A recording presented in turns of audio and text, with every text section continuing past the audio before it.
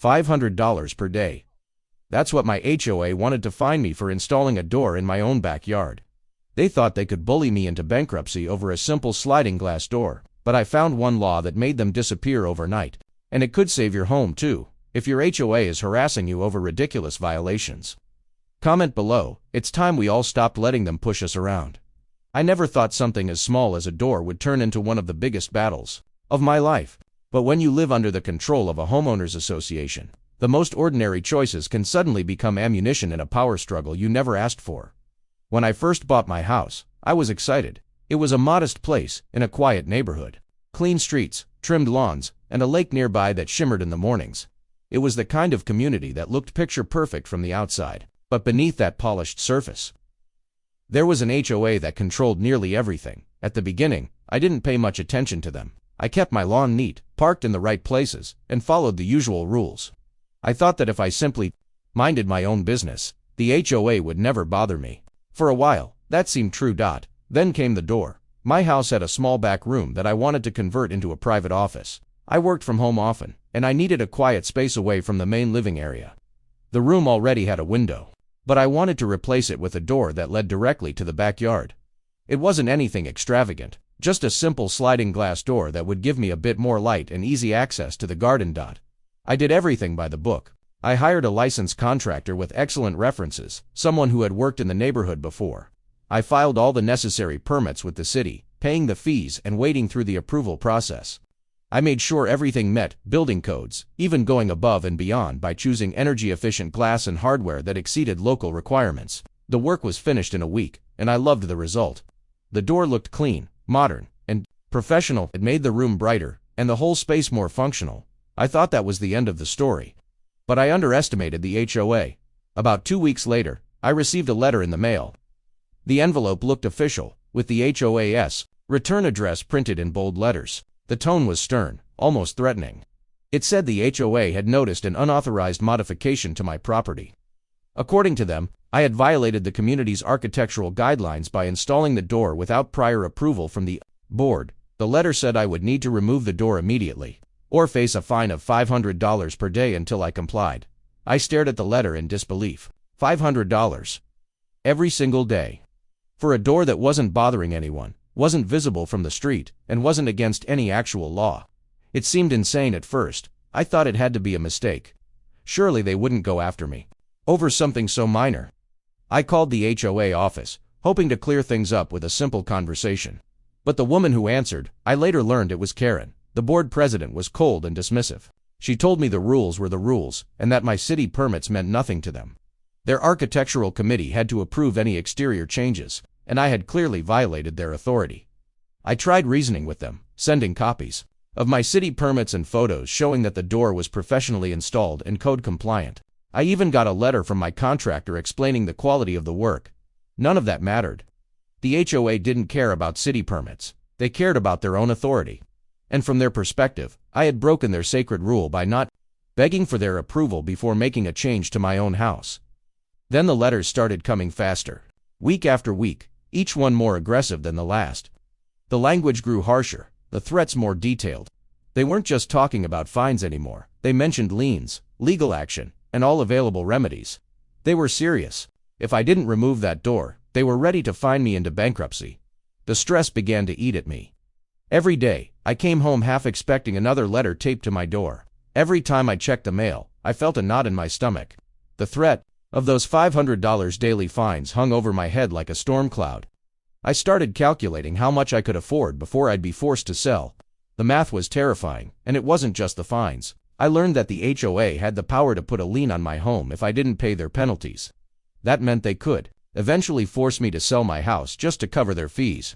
The thought of losing my home over a simple door made me furious, but also scared.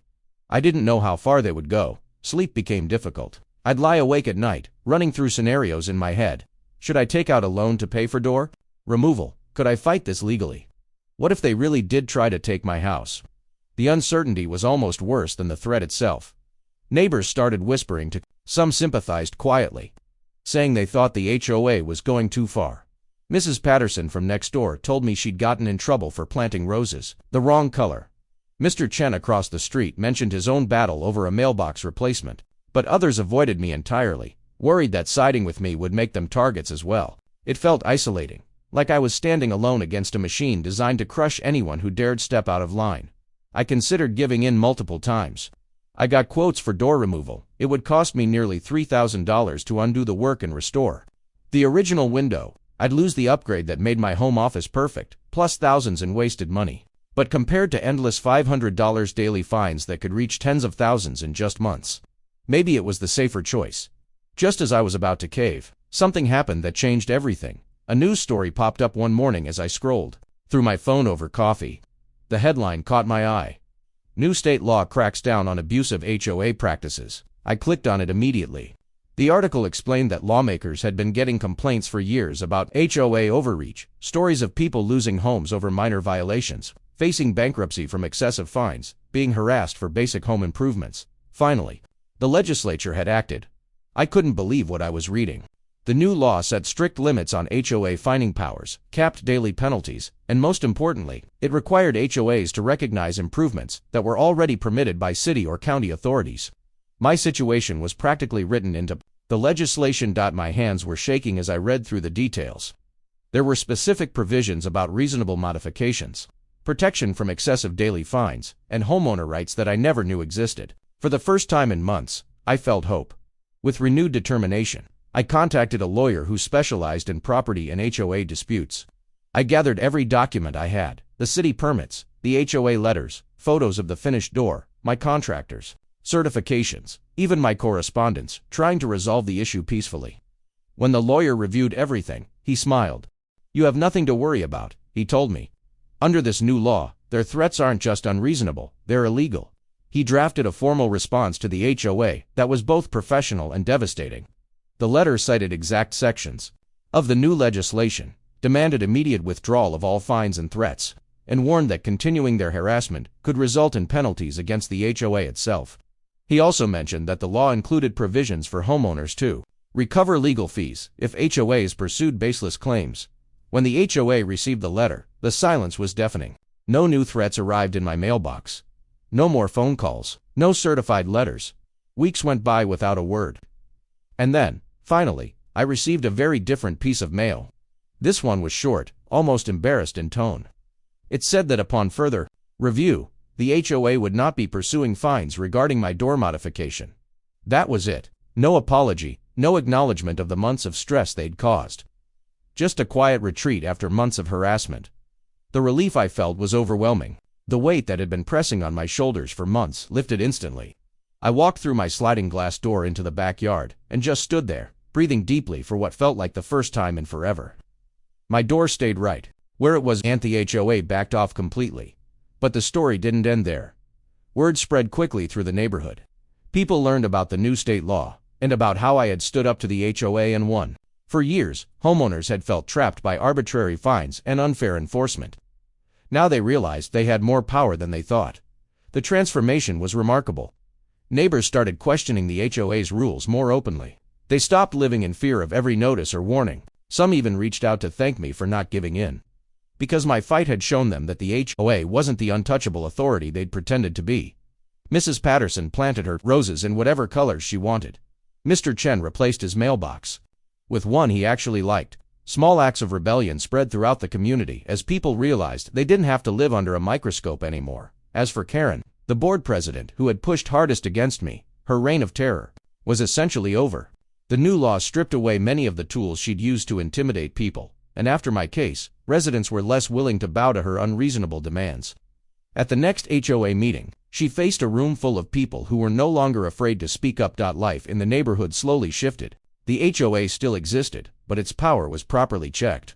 Instead of operating like a dictatorship, it started functioning as what it should have been all along: a group that maintained common areas and upheld reasonable standards without interfering in people's private lives. The change was so significant that property values actually increased. Potential buyers were attracted to a community where they could make reasonable improvements without facing harassment. Real estate agents started mentioning our neighborhood's reformed HOA as a selling point.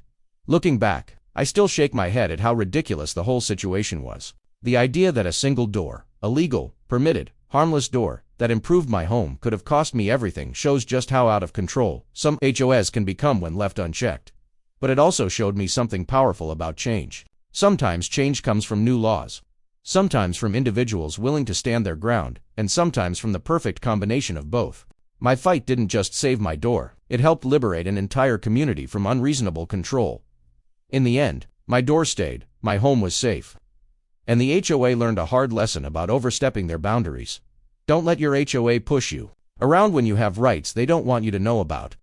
Subscribe for more homeowner protection tips that could save you thousands, and hit that notification bell so you never miss strategies that could protect your biggest investment.